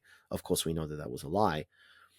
But I do agree with you, and I do think it's a very powerful point, and it's a very important point to try to get across to the leadership, to the national unity government at the very least, that holding the Arakan Army to account, even if it causes a certain degree of internal strife, even if it causes a little bit of strategic difficulty from a military perspective, from an international perspective, setting that tone, sending that message, it would be an invaluably powerful and useful step to take. And it can really help to rally that international support that's been lagging quite a lot lately, especially since the world has been focused on conflicts in the Middle East and conflict in Ukraine and Russia. I Yep. say this with full sincerity and cynicism. And I'm sure this is something that every facet of the NUG government and every activist and lobbyist for the national resistance already knows. But a lot of the Western world, a lot of the international community is looking for any excuse to not support a non-state resistance group. And I think how you strategically handle this, I think looking at giving the international community genuine and valid evidence that post-junta Myanmar is not going to be all roses and sunshine is a real strategic risk, especially when when the community and the national resistance is trying to get deeper and deeper ties with the international community, and the international community that for decades has just been very hesitant to support anything that's not an established state. Yes, and I think this is another thing that I've said multiple times while doing this job, and something that I only came to realize after the coup, because I'd always sort of been politically engaged. I've been surrounded by people who work for the government and people who'd work for the United Nations and things like that. I was cynical, but I didn't fully grasp it until it happened in a context where I was very deeply engaged, very deeply connected, following the developments day after day after day, even when the mainstream media around me no longer were interested.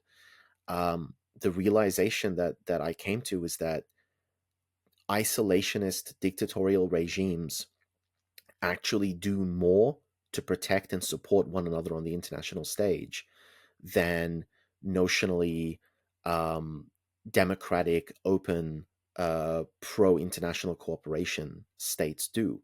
And I think what you've said is completely correct. They're looking for an excuse. Everyone is always looking for an excuse to not do something. It's very easy when you're an autocratic dictatorial regime. You do the thing that you want to do.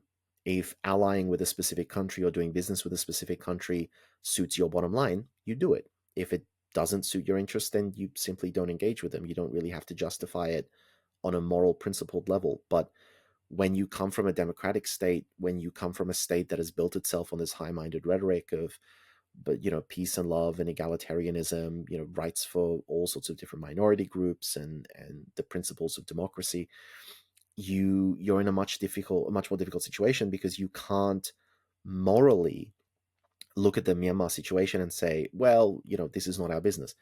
It absolutely is your business, because these are people who are literally fighting to the death for democracy.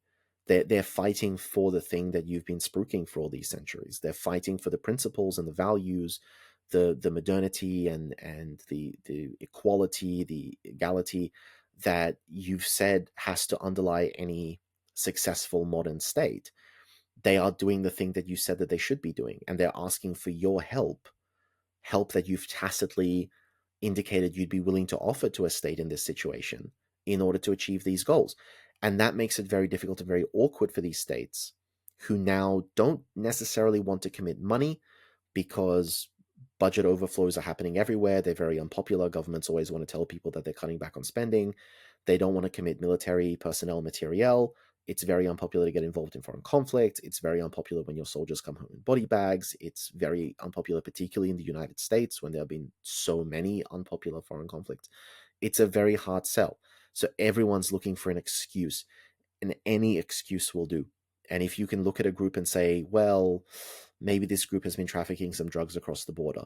Maybe this group has been engaging in types of warfare that we don't like. Maybe this group has been targeting specific minority groups.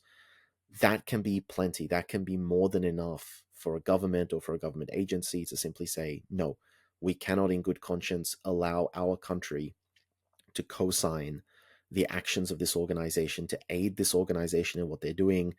If this organization is doing 90% good but 10% bad, we still can't morally justify being party to that 10% bad.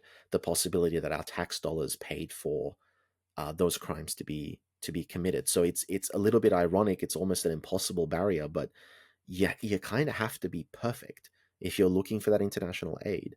You have to be flawless. You have to be a Disney story, good versus evil. You have to be righteous. You have to not make any mistakes. You have to make sure that you're completely on top of everything, completely transparent, completely forthright, and maintaining a standard that even these countries themselves do not maintain. But if you want their help and you want them to give you something, you basically have to play the game of being so perfect that nobody can find a flaw with you, which is an impossible ask. But as I think you very rightly point out, this is what you have to do. If you need that international help, you have to distance yourself from anything that could possibly give them an excuse to say, no, we can't be allied with you. Last time I was on this podcast, I butchered a quote from Stathis Kalavas, but I've this time when I'm recording it, I've got his book in front of me, and this is really been a thing, a guiding thesis in explaining to me sort of why foreign policy, especially in liberal parts of the international community, has been so ineffective in protecting civilians in civil conflict. I'll just read it out. By transgressing the jus ad bellum, the right to wage war, rebels could not hope for protection under the jus in bello, the laws of war. They were instead subject to the laws of peace. Hence, the treatment of rebels for a long time was excluded from the general trend towards humanization of warfare. And a state that experienced revolt, insurrection, rebellion, revolution, or civil war was essentially beyond the purview of international law. I think that's a very helpful sort of sentence and thesis in explaining to people in the Burmese national resistance exactly why and exactly how much of an uphill climb they have to getting support in the West. And that's just a statement, a thesis that's really held with me throughout seeing in action in Syria, in basically any civil conflict in the last 10 years. If you compare that to the military aid that's gone to a state in equally abusive situations such as Ukraine, that's just really guided me in how to navigate some of the institutional status barriers that non-state groups have in achieving recognition or support. It's so callously bureaucratic when you think about it. What that quote basically boils down to is saying you're fighting for the right reasons, but you didn't get the appropriate paperwork before you started fighting. Therefore, we owe you nothing, and we are not even going to extend you the normal levels of protections that other people would receive in the fight that you are fighting. It's kind of grotesque in a sense. Yeah, and I think it's it's something that's very much drawn on this idea that the only in traditional, especially in realist views of conflict, it's only a state actor that has the right to use violence. And that's something that we've seen for, I forget my intro to IR courses from however many years ago, but that's something that we've seen sort of drilled in, that a state has the monopoly of violence. The colliery of that is that it's only a state that can legitimately use violence. And so, yeah, I think it's just, very bureaucratic, very based on centuries old theories where rebellion was more banditry than anything else compared to the recent trend of within state civil conflict. But yeah, I think it still guides this, like you said, bureaucratic notion of check boxes that you need to fill before you can decide to shoot back at someone that's massacring hundreds of people in street protests. I mean, it really. I always describe this as coming down to the question of legitimacy. That, and this is something that I've seen in the Myanmar context since the coup as well. Everyone seems to be paralyzed by legitimacy because who is the legitimate representative of Myanmar to the United Nations? Who is the legitimate representative of Myanmar to the ICJ? Who is the legitimate representative of Myanmar as an ambassador to any of the many sovereign states that Myanmar has embassies in? These are questions that it seems, in the majority of cases, people do not want to make decisions about. Governments do not want to make decisions about this. Governments are happy to just go with incumbency. Even the United Nations has been kicking the can down the road through the Credentials Committee for 2 years now, or longer. I can't. It might be like 3 years now. That they were due to initially rule on this, and they just kept deferring and deferring the decision. And Joe Morton has continued to act as the representative and has done a very good job in that role, but he does so by virtue of incumbency. He hasn't been affirmed post coup by the United Nations as actually the legitimate representative of Myanmar.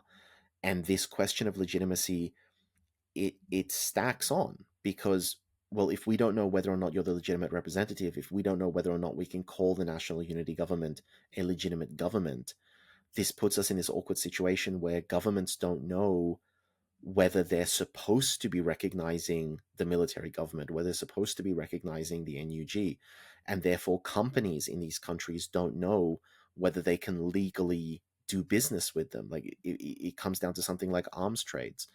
You can legally sell arms to a state actor if your government is okay with that, but if your government can't decide who represents that state, you can't reach out and offer them those types of goods. You can't sell those things to them. So this question of legitimacy really has massive flow-on effects. It stops you from being able to raise your voice in a lot of international fora. I think ASEAN is a very good example of this. It leaves you sort of neutralized and silenced and unable to access funds. There's a lot of money. Myanmar has a lot of money sort of overseas that they can't access. It has a lot of effects. And until someone is willing to stand up and say, here you go, I'm giving you this gift of neutrality, you're kind of just stuck in limbo. No matter how good you are, no matter how moral you are, no matter how many people support you, if you didn't tick that box, if you don't have those trappings, you don't have those official things that give you legitimacy, you just don't have access to the majority of things that you need to have access to in order to successfully serve the needs of your populace, in order to successfully defend them against insurrection or invasion, in order to actually, get your two hands into the dirt and start building the country back up after a conflict such as Myanmar has experienced. It may seem very bureaucratic and very technical on the surface, but when we really get down into the flow-on effects of the question of legitimacy, um, it's paralyzing. It really brings everything to a grinding halt if you can't get over that barrier, or at least that's how I've seen the Myanmar conflict evolve. That it just keeps coming to these dead ends because, well, we don't have the legitimacy, we can't do this, and then you have to turn to alternatives which may not be as reliable or may not be as palatable, but think is what it is. I think foreign policy, especially liberal foreign policy, very much desires and seeks institutionalism and the status quo. Again, it's an issue of correlation versus causation, but I think an example of that idea of statism from beforehand is looking at countries' perspectives on the Israel-Palestine war. I think so much of a determination of how a country views that is, do they consider Palestine a state? So yeah, I think, just to reiterate to any aspect, any cog in the national resistance, I think it's just really important to make clear these institutional challenging barriers, and that's why sort of keeping this legitimacy and keeping this honestly moral superiority I think is massively important in changing the conversation. Another thing I'll say in regards to the American Army specifically, but also the national resistance more generally, is that one of the things that sort of cuts through this trend is reconstruction and reconciliation and all of that, which is broadly supported in a uniform sense, I think. And that's something that foreign governments can grasp onto and say, look, we're doing good. Even if they've had no role in doing good to prepare the scene for that. And I guess the point of that is the potential repatriation of Rohingya community to Myanmar in a place where their rights are respected, their rights are sort of respected, and it's a safe world for them to live in. That is a massive opportunity for international legitimacy for Myanmar. If the Arakan Army can build and do that uphill climb of making Arakan State a place that is welcoming to Rohingya people, like you said, the up to 1.5 million in Bangladesh, that would unlock a massive source of international legitimacy and a massive source of international assistance and support. And it's not only is the atrocities and the violence against Myanmar's Rohingya community and population a massive waste of human resources, it's also a massive waste of economic support, international support, and everything else. And yeah, I can only just underline that and say that I desperately hope that this episode and this information gets out so that people, number one, understand what is going on, and number two, hopefully this information reaches people who are in a position to make decisions and helps them to understand how to do that calculation, and helps them to understand that the moral course of action in this instance is also the strategically optimal course of action. And it's not always the case that's true, but in this instance, it definitely is. So, in wrapping up, I want to thank you for coming on and discussing this issue. I think we need to be doing our due diligence. We need to be neutral, and we need to look at what's going on in Myanmar, and we need to call out crimes that are being committed, no matter who is committing them and why. We need to make sure that we are holding everybody to account. And I very much appreciate you helping us to do that today. Yeah, thank you so much for having me on. And yeah, the point of me writing this report, beyond the humanity of it and the holding and the sort of revealing human rights abuses, but beyond that, I'm sure a lot of people in the resistance saying that the Burmese military has burnt down hundreds of thousands of houses. They've probably displaced over 1 million people in Sagaing State and other places directly by arson. Why focus all the attention and the condemnation into this account?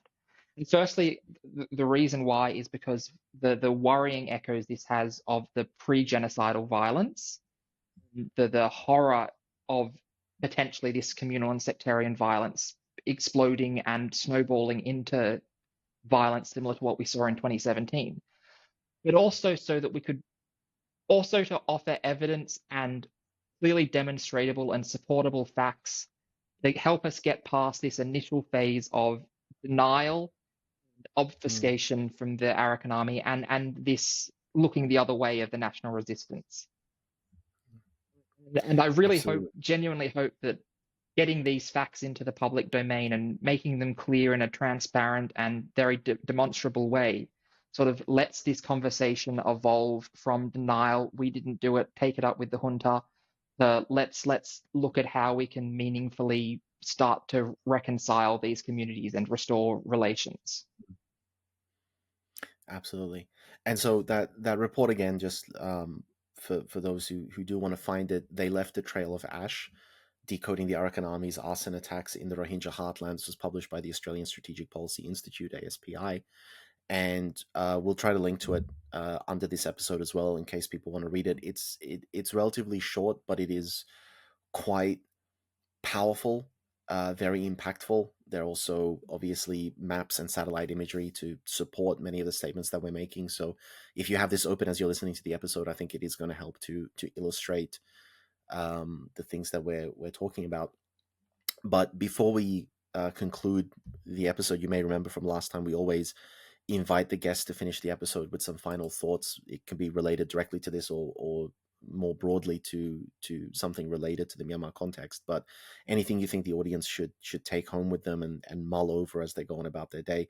If you have anything you'd like to share, I'd like to invite you to do that now.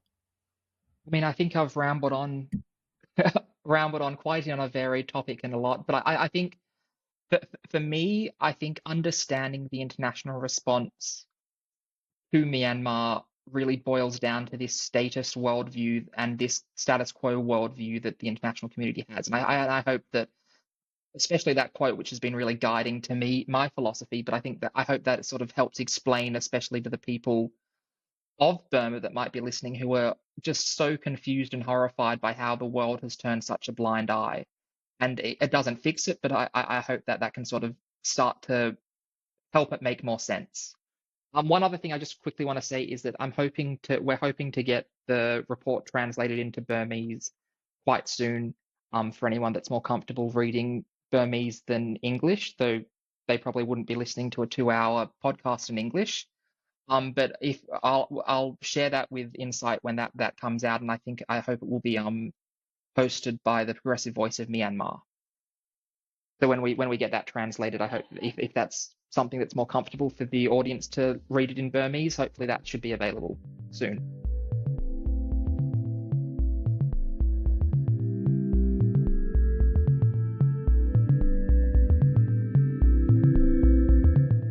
After today's discussion, it should be clear to everyone just how dire the current situation is in Myanmar. We're doing our best to shine a light on the ongoing crisis, and we thank you for taking the time to listen. If you found today's talk of value, please consider passing it along to friends in your network. And please also consider letting them know that there is now a way to give that supports the most vulnerable, and to those who are especially impacted by the military's organized state terror. Any donations given to our nonprofit mission, Better Burma, will go to the vulnerable communities being impacted by the coup. If you would like to join in our mission to support those in Myanmar who are being impacted by the military coup, we welcome your contribution in any form, currency, or transfer method. Your donation will go on to support a wide range of humanitarian and media missions, aiding those local communities who need it most. Donations are directed to such causes as the Civil Disobedience Movement, CDM, families of deceased victims, internally displaced person IDP camps, food for impoverished communities, military defection campaigns, undercover journalists, refugee camps, monasteries and nunneries, education initiatives, the purchasing of protective equipment and medical supplies, COVID relief, and more. We also make sure that our donation fund supports a diverse range of religious and ethnic groups across the country.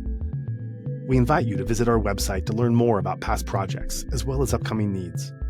You can give a general donation or earmark your contribution to a specific activity or project you would like to support, perhaps even something you heard about in this very episode. All of this humanitarian work is carried out by our nonprofit mission, Better Burma. Any donation you give on our Insight Myanmar website is directed towards this fund. Alternatively, you can also visit the Better Burma website, betterburma.org, and donate directly there. In either case, your donation goes to the same cause, and both websites accept credit card. You can also give via PayPal by going to paypal.me/betterburma. Additionally, we can take donations through Patreon, Venmo, GoFundMe, and Cash App. Simply search Better Burma on each platform and you'll find our account. You can also visit either website for specific links to these respective accounts or email us at info@betterburma.org. That's Better Burma, one word, spelled BETTERBURMA.org. If you would like to give in another way, please contact us. We also invite you to check out our range of handicrafts that are sourced from vulnerable artisan communities across Myanmar, available at alokacrafts.com. Any purchase will not only support these artisan communities, but also our nonprofit's wider mission.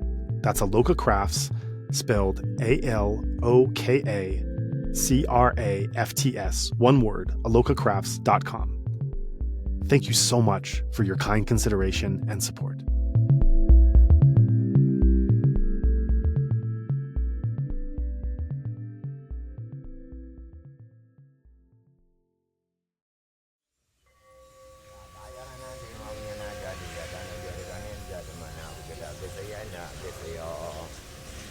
Potaba Yarananga Unyana, Daduya, Danandiganiza, Vigada, Besayana, Besayo.